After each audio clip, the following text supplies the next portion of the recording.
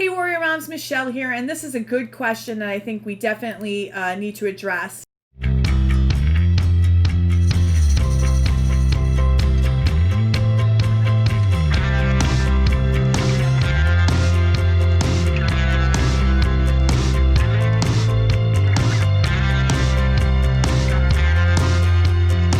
Comes from Ronnie, and Ronnie asks, is there any behavioral therapy to look for out there other than ABA therapy? We already tried it.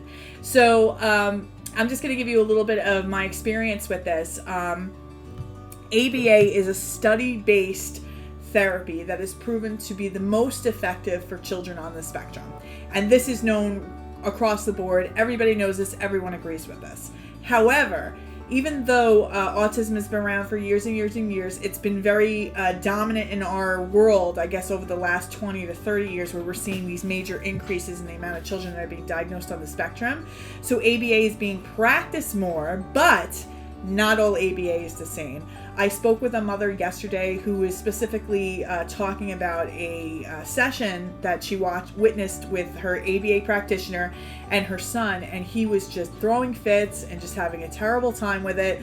And she's like, it just didn't feel right to me, but she was telling me this is how they kind of build the foundation of making all of these requests. And you know what? It's not supposed to look like that, folks. So if your ABA is not in it doesn't start with pairing, and pairing means developing a relationship with the child. We want the child to run to the door when they know the therapist is coming, not run under the bed. We want them to want to work with this therapist, and the best way to do that is pairing. And pairing isn't something you just do in the beginning and then you start applying demands. Pairing is something that you always have to kind of do throughout the relationship. A good ABA therapist knows that pairing is crucial to any type of plans or goals that they're trying to meet with the child. So for example, our current registered behavior technician acknowledged that 2 weeks ago, I think Juliana said something to her like, I don't want you to come, or something like that. That was a trigger in her head that the demands were high and the reinforcement was low, meaning that the reinforcement is to play with this RBT. So she went out and bought a game that my daughter absolutely loves. She's bringing back pairing, pulling back on demands. So when I see a question like this and say, what else is out there, because we've done ABA and it didn't work. Not all ABA is done the same. Not all practitioners of it do it in a way that is in this loving environment that I'm telling you about, the building that foundation of a relationship. And sometimes chemistry is not there. So even if we had somebody who was trying their hardest to pair with the child, I've seen this too. We've had therapists in here that are trying very hard to get along with Juliana. I could tell it's not working, and they really were trying. But sometimes, just like any relationships you have in life, there's certain people that you're going to gravitate towards, and there's people that you're not, and that's okay. That doesn't mean we just take the most studied and agreed upon research-based therapy and throw it out the window. We need to step in, see if we can reshuffle the deck, understand that ABA should be practiced the way I'm telling you. I feel like I'm not an authority, but I feel like an authority. If there's anything where it looks like it's intense, the kid's screaming and crying, that's not good ABA, folks. We want to have it look like play at all times. And if it doesn't look like play, then something's wrong. So please, I understand you had an experience with this, and obviously it wasn't good because it didn't work, you said, or you already tried it.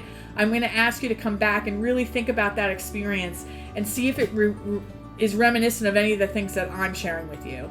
So just to recap, ABA again it's one of the best therapies for children with autism. And if you do have concerns about how the ABA team is handling your child, just ask them to use different approaches.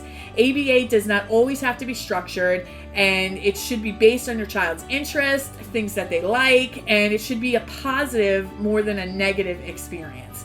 If the meltdowns are occurring during discrete child training, this could be happening because the reinforcement is too low. Just like with our RBT, she realized Juliana made a passing comment like she really didn't want her to come. Demands are too high, reinforcement's too low. I need to rebuild that relationship so that I can ask Christina to play that game with me. So it's working. Visuals always help as well, even giving more frequent breaks, incorporating more play, anything that would help to break down that barrier between therapist and child. That's what we need to do. We're not on a time clock, too, everybody. We're not like, okay, you've got 4 hours, make it happen. It ain't like that. We work on the child's time. And if we need to take a month just to sit and play and pair with the child before we put demands on them, then so be it. It's what's best for our kids. It's at their pace. We just want to make sure that we're just making an environment that's conducive to learning. And with our children, they just work differently. Their brains work differently, and we have to kind of play this by their rules. You can also request your ABA practitioners complete an FBA. That's a functional behavioral assessment as to why meltdowns are actually happening during the sessions, as opposed to just assuming he doesn't want to do his work. You know what I mean? Like, there could be other underlying issues here on why we can't get compliance, and this is after they've tried to pair and they've tried play therapy and we're still not getting anywhere. There could be more going on. That's what FBAs are for. They kind of see if there's something under the surface that we're not noticing as to why behavior may be happening. I'd recommend all of these things before going to any other type of behaviors, because ABA is evidence-based, meaning it's been proven to be as effective as it's the most effective treatment for ASD. And I know we have some moms in here that have a strong negative response to this, and I would have to assume that's because you've been exposed to bad teachers. And if that's the case, I need you to reshuffle the deck. I really need you to take a step back and look at this. My child went from nonverbal in the most restrictive special education preschool to a second grade integrated class in a gen ed school with typical peers. ABA is about 80% of the reason for that. Good ABA. So if you do want to look outside of that, all I ask is that you make sure that whatever you choose to expose your child to, it has the same evidence-based results that ABA does for children with autism.